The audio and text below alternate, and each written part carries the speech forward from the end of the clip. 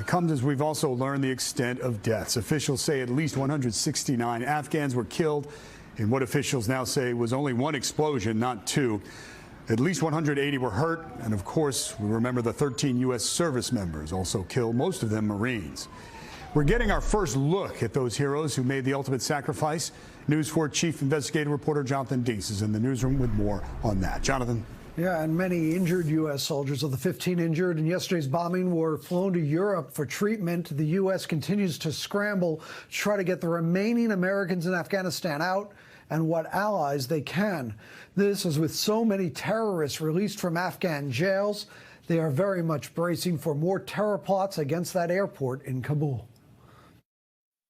Max Soviak was Navy from Ohio, worked as a medic. His family says the 22-year-old was dedicated to saving lives. David Lee Espinoza, a Marine from Laredo, Texas, was 20 years old. Riley McCullum, Marine from Wyoming, always dreamed of serving in the military and was weeks away from becoming a dad. Kareem Nuki, Marine. Family members in California tell the Daily Beast he was devoted to service, and they voiced anger at President Biden's handling of the withdrawal. They among the 13 service members killed in the bombing. President Biden today on their sacrifice. It's a worthy mission because they continue to evacuate folks out of that region, out of the airport.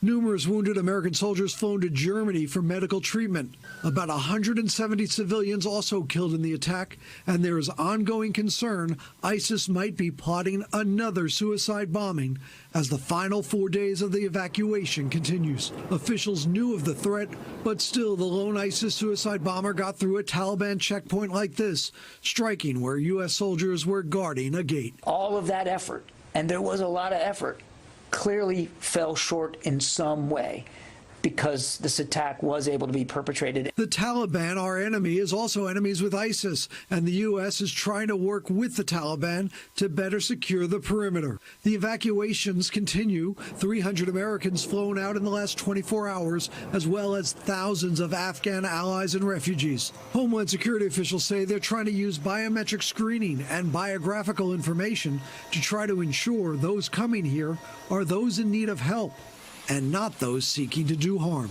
Planes arriving in our area, with some refugees being provided support at McGuire Air Base in South Jersey. We're providing temporary housing, medical screening, transportation, and other services for both Afghan special immigrant visa applicants and at-risk Afghans.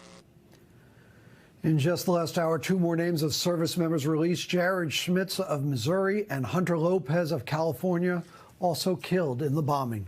Military officials say for the long term, they will try to work from afar to try to prevent terror groups inside Afghanistan from plotting new attacks on the U.S., as again, President Biden vowing to get the ISIS terrorists behind yesterday's bombing. David?